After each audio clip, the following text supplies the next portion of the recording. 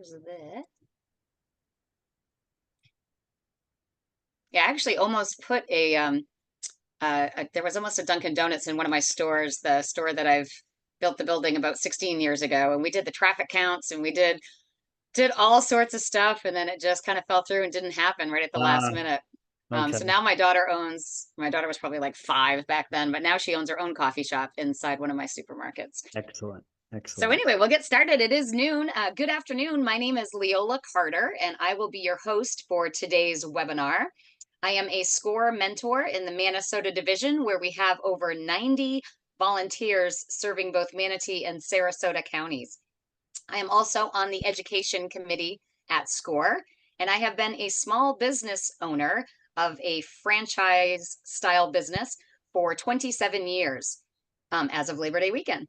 And very excited to bring to you today's presentation on empowering your future through franchise business ownership with Jim McEleney. Did I say that right? It's very close. It's Jim All McEleney. right. That's So okay. bad. All right, but first, just a little bit of information about us here at SCORE. We are a nationwide nonprofit that is an independent part of the Small Business Administration. We provide free mentoring and educational services to entrepreneurs and small business owners. And what can SCORE do for you? We can help you in all stages of your business, right from that first initial great concept all the way up through where it is time to sell. And we would not be here today, it wouldn't be possible unless we have these great sponsors and community partners that we have listed here. And now it is time to introduce today's presenter, who is a consultant with FranNet, helping to educate aspiring entrepreneurs on their options for business ownership through franchising. And Jim, I will now stop screen sharing All right. so you may begin. Go over to here with us, gang, while I see if I While can. you're doing that, and yeah, while you're getting that set up, I did have a couple people that responded to our question. Somebody Okay. was interested in Chick-fil-A or Hallmark cards, Okay. and then we had somebody with a coffee cafe. So Okay. Linda, with the coffee cafe, I hate to say it, but I have way too much experience with coffee shops and My God. getting those open and running and stuff. So I'm not sure if you have my information, but leola.carter@scorevolunteer.org and would love to help out or chat about that at any time. All Excellent. right. Well, I will now be quiet and thanks, Jim, it's Leola. your turn. Thanks, Leola. And thank you. And congratulations to you personally for your own recent anniversary of being a business owner yourself. That's quite an Thanks. accomplishment of all those years. So something definitely to be proud of. And good afternoon, everyone. Thank you for joining us. My name is Jim McEleney. As Leola said, I'm a consultant with a group called FranNet. I'll show you a little bit about what we do. I think the nickel version that I often say to people is I'm like eHarmony for business, but with a better outcome. My hope today is that in the hour that we have together, that not only can we answer your questions, and we'll have some time at the end, I'm sure, for that too, but also to hopefully you come away with just a little bit more information and familiarity about the world of franchising and the possibilities that it can bring for aspiring entrepreneurs. Now I'm going to see if I can get this to cooperate. Yeah, there we go. So just there's a little bit more about me. So I'm a little bit of an example of a candidate or the profile that FranNet sometimes is helping. I was 28 years in corporate America. I had a great career in financial services, traveled the world, lived in different parts of the world, had great experience in that business, met great people, had terrific clients. But I was starting to get to a point where I wasn't really feeling it anymore. I was actually living overseas, working overseas for a US-based company, and I was getting ready to move back to the US. And I had to make a decision for myself. Was I going to pivot and do something different, or was I going to kind of continue out and finish out my career in financial services? What I'm describing was about 10 years ago. And we moved to Florida. and I had no network here and decided I was going to explore the possibilities of being a small business owner myself. And I didn't have the risk profile to go out, and I didn't have the bright idea for starters. And I didn't probably have the risk profile to even go with the bright idea if I had it. And so I started to look into franchising myself. And I actually was a client of FranNet, same organization I work with today. I was a client of FranNet back in 2015, 2016. And through the same process that I take my clients through today, I became a multi-unit operator in one of the national hair care chains here in the United States. If you know the brand Supercuts, I owned a portfolio of Supercuts hair salons. So by now you've figured out one thing about franchising, which is that what you own doesn't necessarily have to track to your past experience, right? Think about me coming out of financial services and going into hair. I live here in the Tampa Bay area. I know this area very well in terms of the possibilities for brands that are looking to grow in the community. And I'm very active in the community myself. I put this picture on the left side of your screen on this page because I think business ownership oftentimes is about getting comfortable being outside your own skin. And 2 of the years that I lived overseas, I lived and worked in India. And as you can see, I had to get pretty comfortable outside my own skin as well with some of the ceremonial dress that I had to wear when we were expanding our offices and whatnot. So get comfortable being outside your own skin because it's definitely something you'll have to do as a business owner if you take that path. A little bit more about FranNet. We've been at this a long time, over 35 years, where we've been helping people to both learn and match in the franchising space. I'm one of almost 100 consultants that work across the US and Canada. We work nationally, but I live locally. So I can work with people pretty much anywhere in the United States, but I'm especially sharp when it's coming to things in and around Florida and Tampa Bay, even more so. And we are a supporter and a partner to groups like SCORE, who's hosting us today, as well as the small business development centers. You know, the US government is a great proponent of small business and an encourager of small business. And so we like to be seen as a partner and a resource for those groups that connect to aspiring business owners. So what do? We match prospects with franchisors. That was my joke before about eHarmony, right? So a lot of what I do and what we're doing today is really around education. I find sometimes people come to the conversation of franchising with some misconceptions or maybe lack of information. So I hope we're going to maybe check that box today for you. But that's a lot of what we do. It's education. It's giving people the exposure to think about franchising as their potential path into business ownership. We offer choice. We don't represent any brands. We don't carry just one brand. So the brands that in franchising who elect to work with FranNet, there are actually almost 300 of them these days. And so I like to think that inside that range of brands is almost something for everybody, right? We're also kind of picky. We pre-screen the brands that we work with. We're really vetting them and making sure that we think that they're ready for the growth trajectory that they're trying to achieve. And really, so one thing that you can count on with FranNet is that we have only included brands in our portfolio that we think are positioned to support the kind of growth that they're looking to achieve. And the last thing I'd say is we don't sell anyone's brand. I'm an introducer. I'm a connector. I stay with folks through my process, but I am not out there actively selling for any individual brand. So let's talk a little bit about business ownership and create a foundation here for ourselves. I see it as there's kind of 3 ways into business ownership. There's starting a business from scratch, that bright idea of your own. There's buying an existing business. And for these purposes, we're going to talk about buying. Let's use the example of maybe it's a business that's been operated in your community independently by a husband and wife. And then thirdly, there's buying into a franchise. Most people will buy into a franchise by establishing a new territory or a new location as compared to buying an existing franchise location like I did, but both are possible. So let's look at the pros and the cons of each of these, right? So if you look at because all of them have pros and cons. So starting your own business, right? The biggest pro is that total control and independence. It's a white piece of paper. It's yours to design however you choose to design and operate that business. The downside of that, I think, is, that it's still a white piece of paper. So you're figuring a lot of things out. So oftentimes when I talk to people who've started their own business, I find that their entry into business and their acceleration of business maybe isn't as fast as what I've seen when people go through a franchise. There's an awful lot of trial and error that's being done along the way. You're experimenting with different ways to try to not only structure your business, but maybe how you're going to service your clients.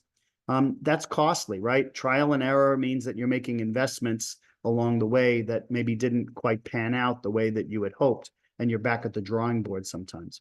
And I think the other one that sometimes is underestimated is you're a little bit of an island, right? I mean, you're a solopreneur, it's your business, and having a network of like-minded people, peers, if you will, is not impossible to find, but you have to work at it a bit more, I find, with having your own business. Let's go to the middle column, buying an independent business. So again, it's that maybe husband and wife, they've had a business in your community and it's time for them to retire and they're looking to sell that asset onto the next owner. So the good news is there's a lot that's been up and running there, right? That business has customers. It has employees. It's built out if it's a physical location. And there's cash flow. More often than not, there's profitable cash flow as well. But the cons or the questions sometimes in this example is you really want to get underneath the motivation of that owner or owners as to why they're selling, right? Maybe it is that they're just serious about retirement at this stage of life. Or maybe there's some sort of a change coming up in that business that they're foreseeing that they want to get out ahead of it. So you really just have to dig in and just understand seller motivation. I think the other thing too, whenever there's a change in control, is that question about stickiness of employees, stickiness of clients and customers, right? Oftentimes there's a loyalty to that previous owner. It's going to take time for you to sort of embed and earn in with that established team and those established clients. So you just want to understand what that retention probability is so that you can operate that business uninterrupted. And then, of course, you have your own personal learning curve. So you're stepping onto that moving train of a business that's been operating for a while, and you're the one that's having to learn and catch up, right? So a little bit stressful sometimes, a little bit long days, but possible, absolutely possible. Let's look at going into a franchise, right? So on the pros side, I think brand recognition is valuable. I think whenever we see a brand, I mean, think about the brands that you guys gave in the examples before we started, right? If you were in a location not near your own home and you were looking for maybe some lunch, would you recognize Chick-fil-A? For those who cited Chick-fil-A as their example. Established operations and systems. We're going to drill into this a little bit more, but suffice it to say, the structure and the documentation of a franchise system is probably its single biggest differentiator and advantage. There's going to be economies of scale. That franchisor, you would be a franchisee, but the franchisor offering you the franchise will oftentimes have negotiated scale pricing with vendors, suppliers, third parties, and whatnot. You'll get the benefit of that as a franchisee. There is that family for advice, right? The peer-to-peer network of fellow franchisees.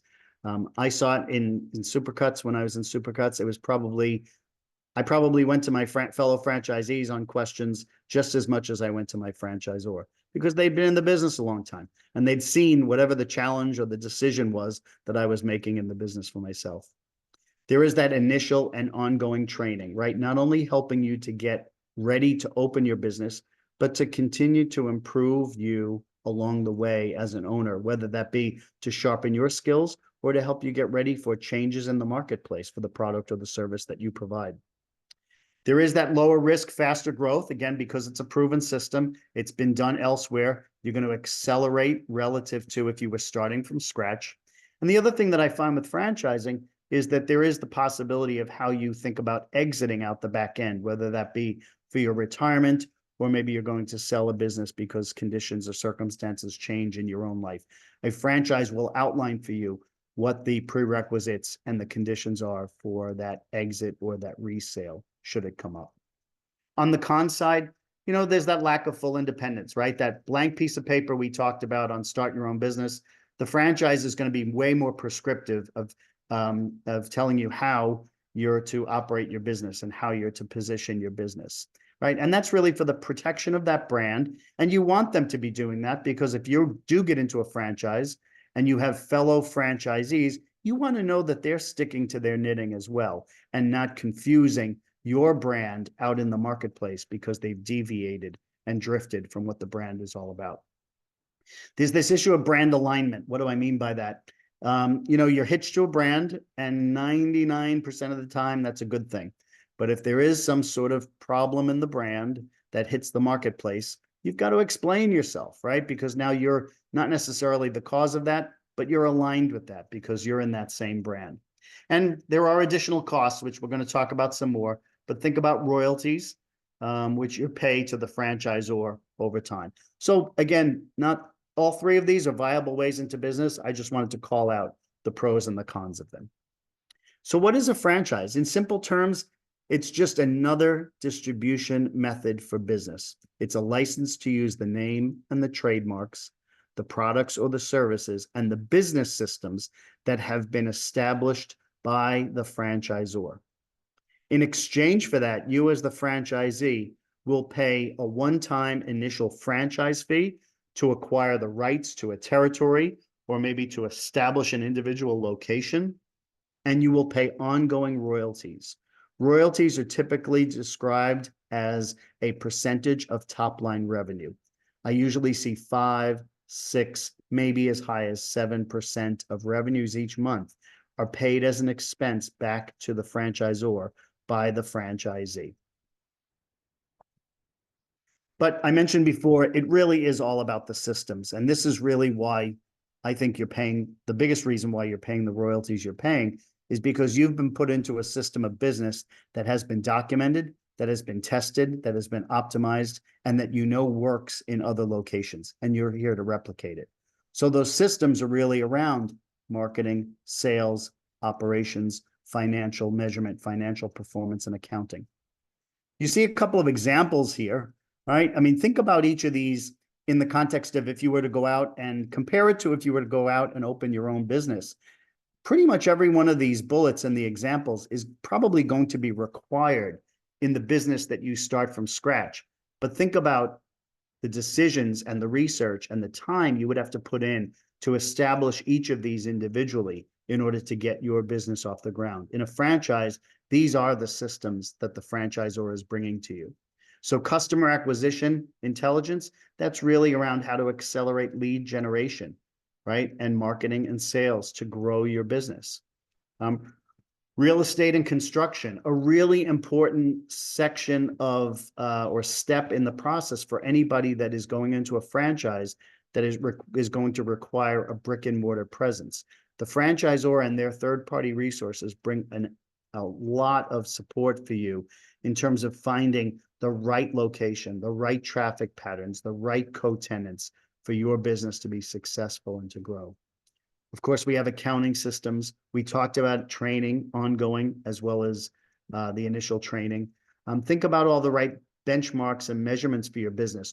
Oftentimes, the franchisor has invested in dashboards so that you as a franchisee can get a very quick snapshot daily or even intraday on the performance of your business. And they'll compare it to other franchisees in their system so that you have some benchmarking on how your business is doing against some of your peers. Every business is going to need a customer CRM system, as well as a point of sale for supporting transactions. Franchisors will usually dictate those because they've got not only an established relationship, but they know how those systems integrate with other systems used in their business. And that's really the operations technology that you see here as the other example.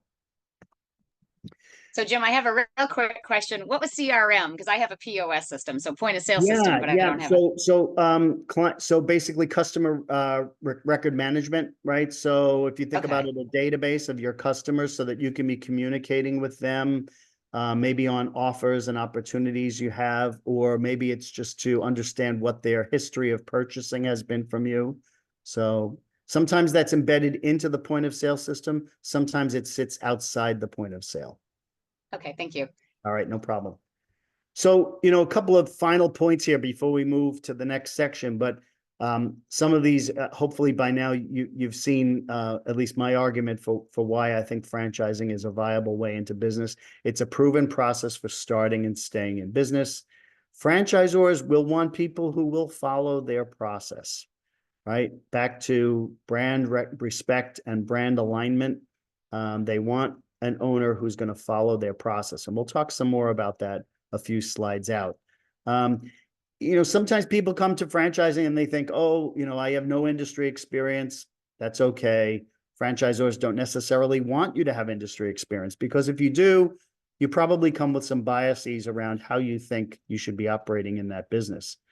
Again, you're paying the franchisor to help give you a roadmap. So what franchisors look for is professionals, candidates as franchisees who have just had experience in business management, who have been good in business, people who can communicate with employees, with customers, who can lead individuals, and project management skills. So basically execution of the business.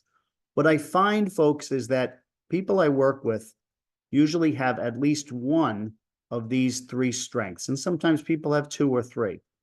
One is sales and marketing experience in their background. The second one is going to be client servicing and operations experience in their background.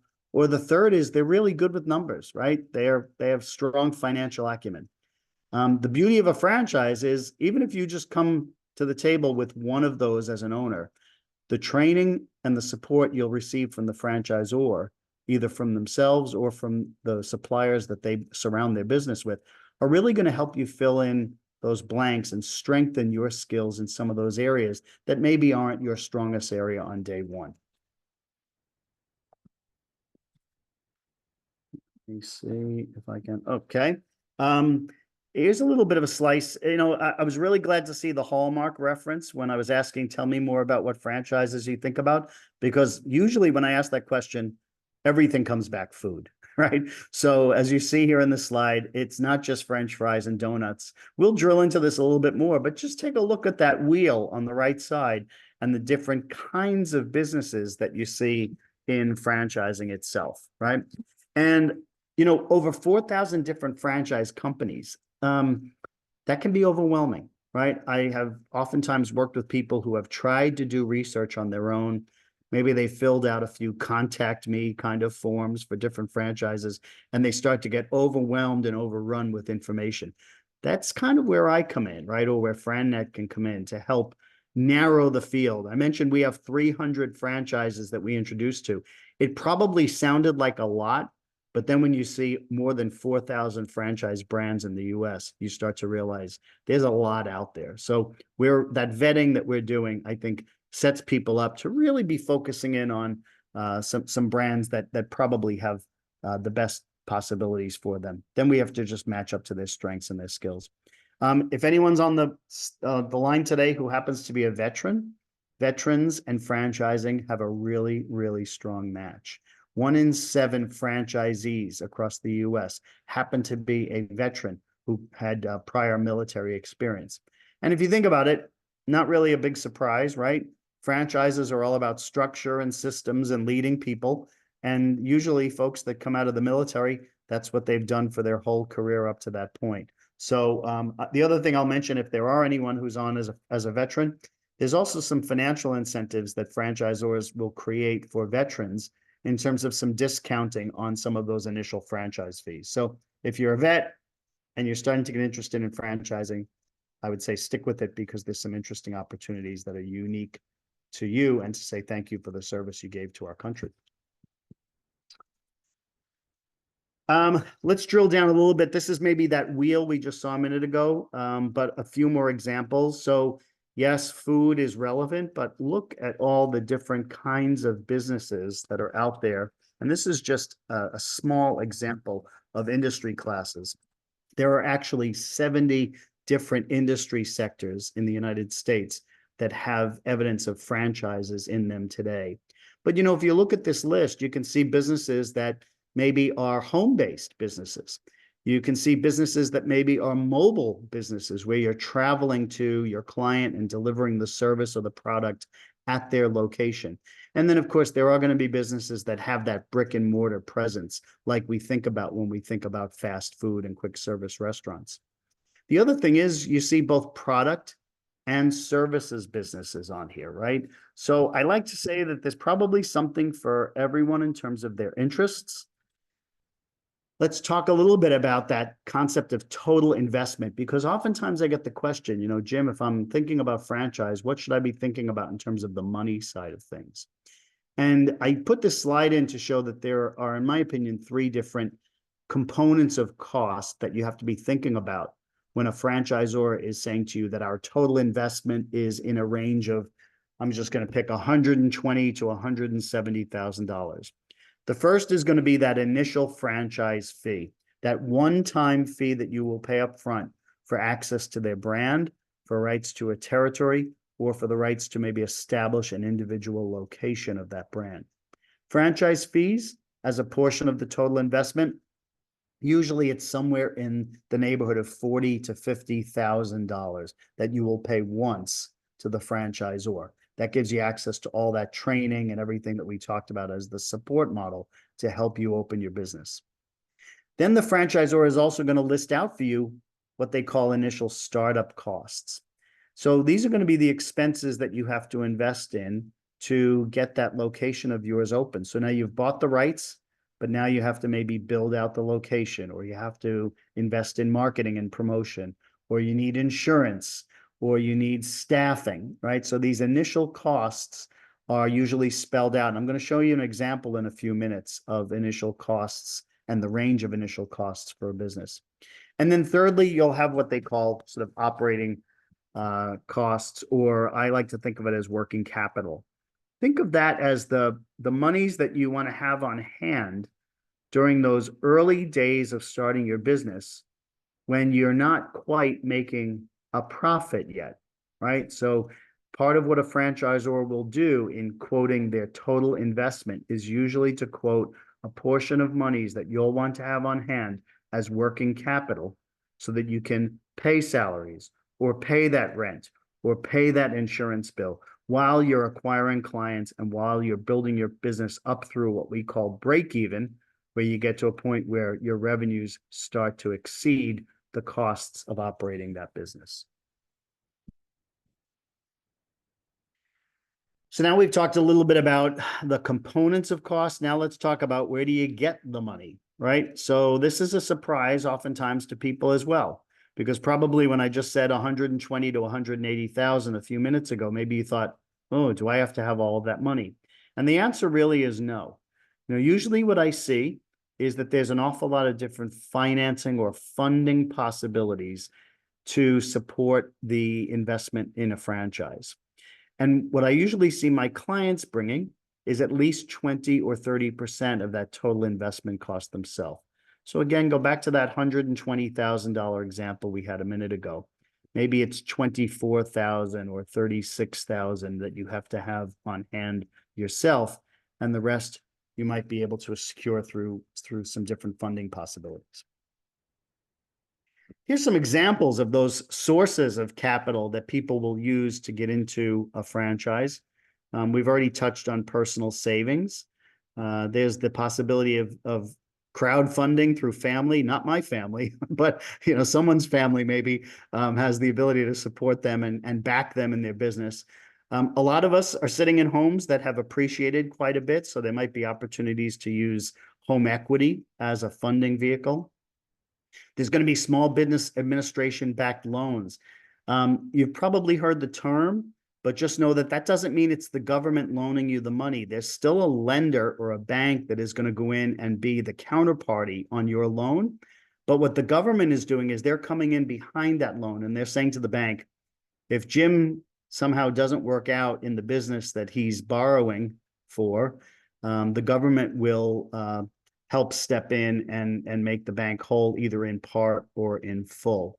I will say lenders, banks, they like franchises because again, it's a proven model. So again, think about if you came to the bank with your own bright idea, you wrote a business plan off of the blank piece of paper, the bank is going to scrutinize that differently than the way they might scrutinize a franchise, because a franchise, again, has that established track record.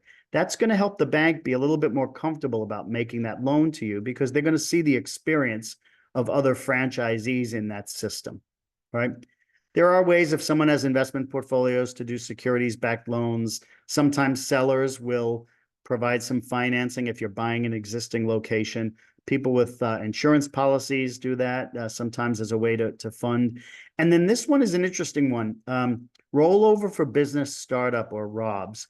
So if you think about, and this is particularly relevant sometimes for people who are coming out of corporate roles where they've invested and saved in 401ks, or maybe they have an IRA, there's actually ways to convert those retirement assets into a vehicle that you can then invest in your own franchise business. So the attraction to that is that it's oftentimes tax-free and penalty-free. So think of that as just another way to maybe use your own monies, a different pot of money that you've been saving, and potentially putting that into your own business itself. The other thing that's nice about that is you don't have debt servicing. What do I mean by that? You're not paying an SBA, you're not paying the way you're paying an SBA loan monthly to the bank. You have flexibility over how you might pay down or replenish those retirement savings. So it can be a nice way to manage cash flow for some owners of certain businesses. I'll just give you a little bit of a teaser here on some recent trends that we're seeing in franchising. You know, if I wound the clock back 10 years ago, a lot of the work we were doing as FranNet was supporting people who had been laid off from professional roles in the corporate world. These days, we're not seeing as much of that. We're seeing a bit this year, maybe over the last year or two or the last few, but, you know, we're kind of still in that full employment kind of market, right? So a lot of the folks that are looking at franchising are people that are sort of sticking their own neck out, and really it's the employee's choice as to whether they want to cut away from the legacy role they've had, maybe in a corporate relationship, and look at the possibilities of business ownership. Franchisors are evolving. They're diversifying their offerings. I see franchise concepts that give franchisees the opportunity to maybe own 2, 3, 4 brands that go and serve the same customer. You know, that's a nice accelerated way to grow, because if you do a nice job on that first service or product for that client, they know, they like, they trust you already. And so bringing them a second or a third business that you might own can be a real nice way to grow faster. The other thing is, we all know staffing is tight these days. Every business is always saying, where can I find good people? There are franchisors out there. They're not going to hire the employees. They're your employees as a franchisee, but they might have some strategies and some partners who they work with that can help you find the kind of profiles and the people that you might need to bring into your business. Also, we're seeing a lot of people go to what we call an owner executive model. What I mean by that is they're not necessarily leaving their day job, right? They're looking at franchising as perhaps a way to diversify their income stream, accelerate their savings for retirement by owning a business. But there are models in franchising that will enable the owner to not necessarily be a full-time owner-operator. I caution people on that. It's possible, but I also brace them and say, you know that anything that you do the first or two years in, you're going to be putting a decent amount of hours against it. So I think you have to just have the kind of day job or the right lifestyle or support system that is going to enable you to spend the time you need in that business while not disregarding your other responsibilities to your primary career. But owner executive is definitely a way into franchising, as opposed to owner operator, who's a full-time in the business person. And then we'll talk about recession resistant businesses. This has been an interesting trend as well. I think, you know, there's been questions for the last few years on what kind of economy are we in? You know, people still have those questions. And so I found candidates that I've been working with, they'd like to sort of stack the deck in their own favor a bit. And so they don't necessarily want to, but they don't always want to look at businesses that maybe are considered to be discretionary businesses or businesses that might be a fad. So, think about recession resistant in a couple of different ways. The first one is, I say, businesses that help the kind of demographic trends we have in the United States are very relevant. We're all aging. This country is aging. So businesses in sort of the senior care and elder care space, anything to do with looking in on elders, helping them stay in their home longer, you name it.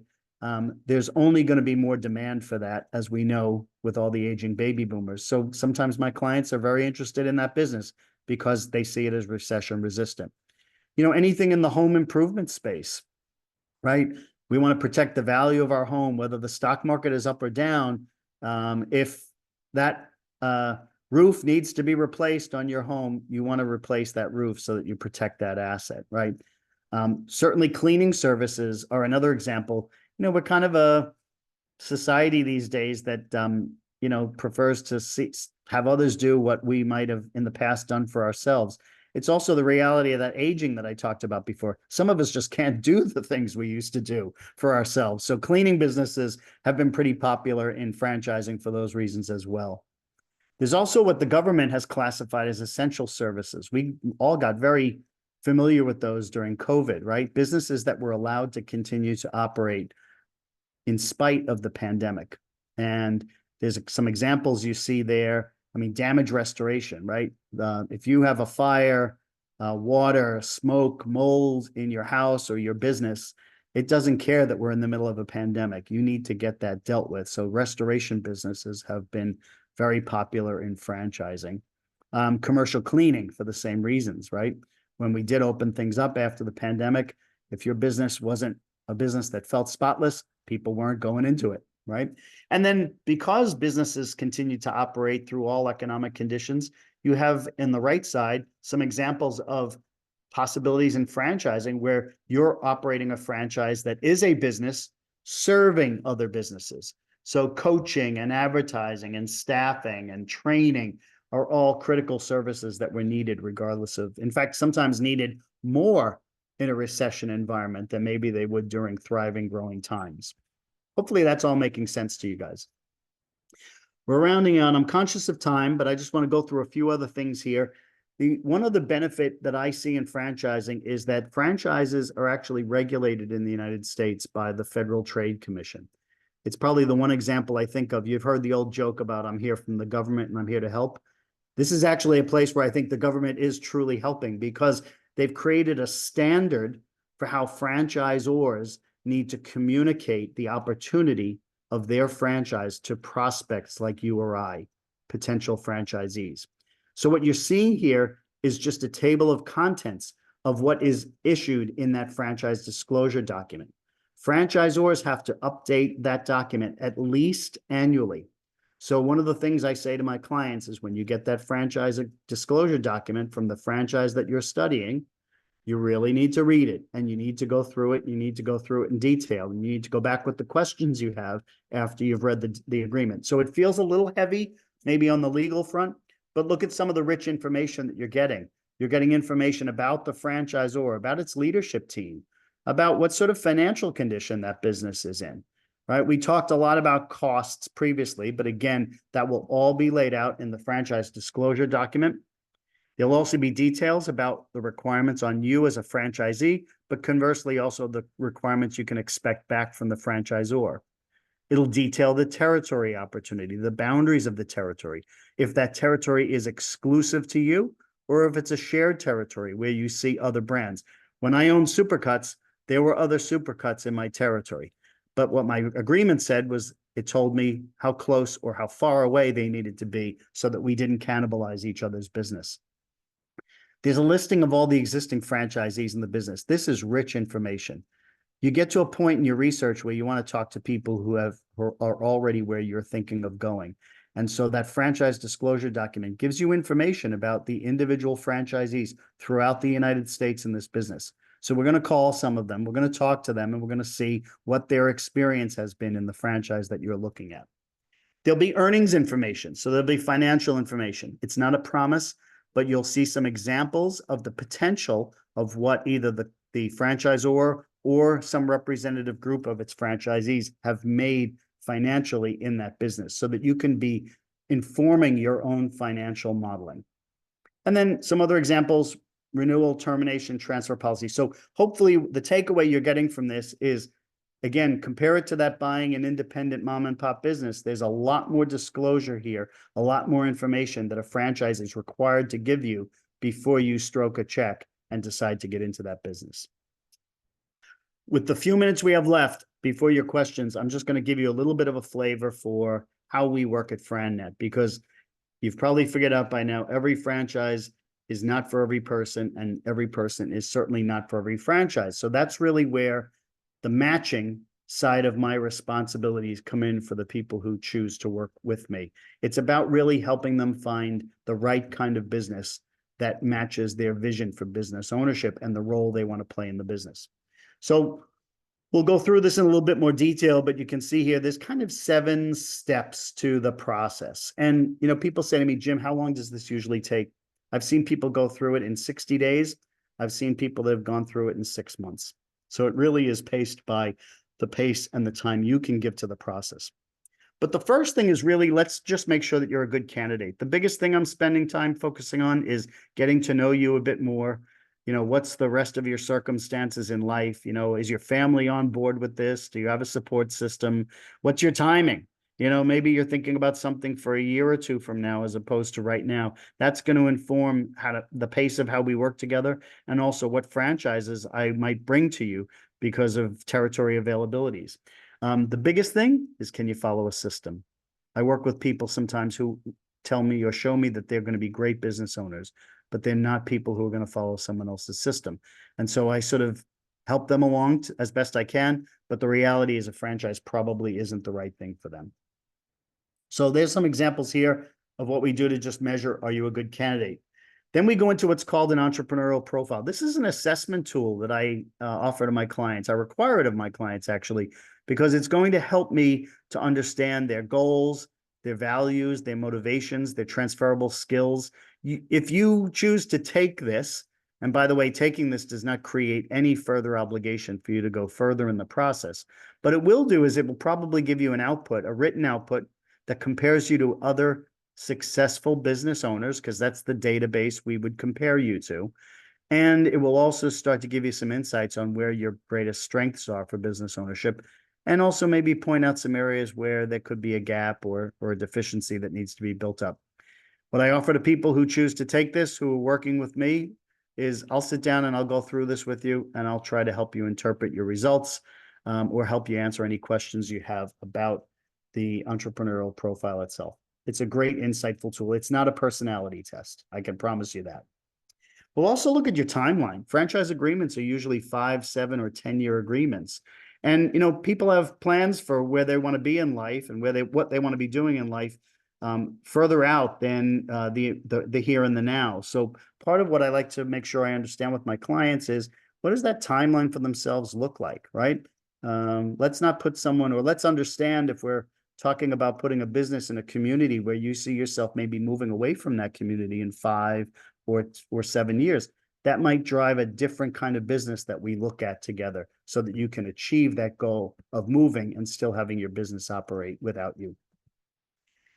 I'm also going to help you build your business model. We're not going to go through all these, but if you scan around this wheel, what you see here are the different attributes of the business, your preferences. And I lead a series of questions where I try to help my clients document their business preferences, so that then sets me up to start to look across those 300 possibilities I mentioned before, on which businesses might be the kind of businesses that speak to the preferences that you have here, right? So a lot of these we've talked about already, but I ask things like, what kind of employees do you want to have? Are they full-time? Are they part-time? Are they your employees? Are they contractors? Are they young? Are they old? What kind of growth aspirations do you have? Let's not put you in a brand that has opportunity for one site location in your community if you're thinking that down the road you want to be an owner of maybe 3, 4, 5 different locations, right? What kind of a business environment? We talked before about home-based, mobile, brick and mortar. All these sorts of considerations help me to take those 300 possibilities and begin to put filters on them, so that I can bring you back some choices for you to consider for your research. We saw this before. We saw the different wheel on breaking down costs. This is just another slice of it. But I think, people are surprised that franchising is perhaps more affordable and more attainable than they thought. I'll give you an example here. I'm just going to give you two examples. This is what you're going to see in the franchise disclosure document, where they start to itemize that range of total investment costs that we talked about before. This example here, this is for a physical location of a budget hair cutter. So think about Supercuts and what I did. This is an example that is pretty close to Supercuts. And so you see that franchise fee at the top line.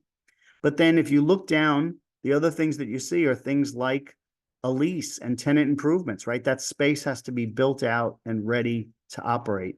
So in a physical location business, you will see a line item talking about the establishment of a lease and the build out of that business.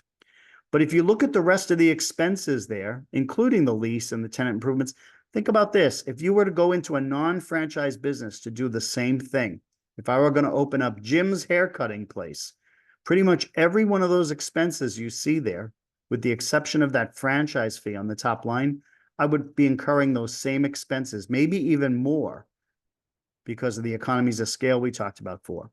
So, the franchisor will give you their experience of what they've seen as the investment level so that you can budget appropriately. Here's an example of a different kind of business. This is a home-based business. So this is going to look a lot like the same layout we saw a minute ago on the other slide, but look at that lease tenant improvement line. It's a big fat zero, because in a business like this, oftentimes you're not needing to have office space. Your clients aren't coming to you. You're going to them. You're cleaning their home. So again, you see a lot lower investment level than what we saw on the previous page, but you also see a zero in things like a physical lease and tenant improvements to a space, because this business doesn't require a space. So those are the kinds of things that I show my clients. Then we get to the point where we're doing what I call match fit. So after we've built your business model, after I've gotten to know you, your skills, your strengths, your transferable skills, your interests, I'm going to look at those 300 possibilities, and I'm going to try to bring you maybe 4, 5, 6 possibilities. What I like to do, this is the fun part of my job, right? This is the matching part of what I do. But what I like to do is I like to come back to you, bring you those possibilities, and not only talk to you a little bit about that business model of that franchisor, but why I thought that business could be a match for you. So again, different than Googling away on your own, I'm trying to really zero in and connect you to businesses that I think might have some resonance and some connection to something you told me along the way as we got to know each other.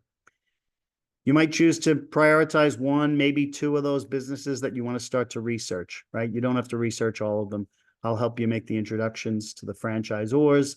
I'll give them the background of what I know about you so that you're not starting from scratch with them, but really trying to help you accelerate your research process and helping you get to ultimately a decision. So 30, 60, 90 days after this whole process starts, I say to my clients, let's just get to a yes or a no. Either one's okay for me. It's really just about making sure that you're getting to the right decision and answer for yourself. We're a cost-free service, and I didn't mention that before, and I should have. For candidates who are looking at franchise, the services of FranNet are free services because it's the franchisors who compensate FranNet when we make a match. So, what we say in franchising is you're in business for yourself, but not by yourself. As I mentioned, I leaned a lot on the franchisees that were in my system when I was an operator in Supercuts. I see the same with my clients today. They're in a great community, not only with their franchisor, but with the fellow franchisees that can help them and help them run successful businesses. So there's my contact information for you. I'm on LinkedIn. You also have my email and my phone number there. If you do want to follow up for any additional questions you think of after today, I'm happy to take a call or an email. If you're thinking you want to stay connected, I do a lot to just continue to educate and share periodic information with those who are in my database. So if you scan that code that's there, that will take you to a place where we can stay connected. I'll have you in my database. It'll also take you to a place where if you want to take that entrepreneurial profile, know that and I'll send you the link so that you can take that business readiness assessment tool we mentioned. And I'm happy to get back together with you to go over that and see what it tells us about your possibilities as a business owner in franchising. So we've got 10 minutes to go. See if Thanks we for have any hanging in there with me. questions. Yeah, let's see what questions we have, please. Yeah, if anybody has anything, go ahead and type that into the chat or Q&A, and Jim will get the questions answered for you. And while we're waiting for that, just want to let everybody know they will receive a copy of the slides from today's presentation and also the video in your email in just a few days. And let's see, we have a question right there. For you, Jim, what Yeah, franchises have you personally run? Well, I think it was for you. I don't know, maybe it was for yeah, me. So, okay, yeah. you All you right, go first. I'll start. Yeah. So mine has been my role with Supercuts. I'll share you if I could, maybe what's more relevant and more interesting is how did I find my way to Supercuts? So I mentioned that I was working with a FranNet consultant, like the work I do today. My criteria, my business model, because I didn't know what the business was going to do for its clients, but my criteria were these. I didn't want a business that I was going to be in completely on my own, because I had some family requirements and some travel requirements that were going to take me out of the area. So I didn't want the business to stop when I wasn't around. I also wanted a business that technology and Amazon wasn't going to necessarily crowd it out, right? So we tried the Flowbee many years ago for haircuts, but it really didn't work. So I thought, okay, I want a business that technology isn't going to sort of trump my business, if you will. I wanted a business that didn't have a lot of inventory. I didn't want to have to pay for and have warehouses full of materials or anything. And, yeah, we've got some retail products on the shelves to recreate the hair look, but it didn't really take up a lot of space. I also wanted a business that was pay on demand. I didn't want to be chasing collections. And I wanted a business that the employees that I had in my business had some sort of professional connection and passion for what they did. And so part of what I thought about with hair when I was looking at that business was that, these folks, they went to school for this. They went and got licensed for this. They took on debt to be hairstylists if they went to school, cosmetology school. So my connection to this as a business possibility was that these folks, they had some skin in the game, as opposed to maybe just being an employee base where they were cashiers until they found their next job. So those were some of my criteria. Hopefully that brings to life this idea of building a business model. Mine, of course, is going to be different than what yours could potentially be, but it brought me to businesses like Supercuts, like a therapeutic massage business, a medical weight loss clinic, a in-home tutoring business for students, and a business that I call a kinder, gentler Jiffy Lube. Great. That was great. So let's see. We have I probably should read some of these if they're in the chat and make sure that that it's not a question specifically. Let's see. So yeah, so many to choose from. People that would like to stay in touch. So we have Jim's information there up on the screen still, so people can ask him questions or meet up with him later.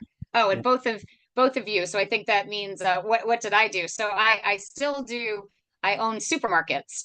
So everything that Jim says, I start thinking about the supermarket industry. And when he said he didn't want a lot of inventory or that kind of thing, that would be absolutely huge. So in the supermarket business, at first I bought like a little small 5,000 square foot mom and pop store.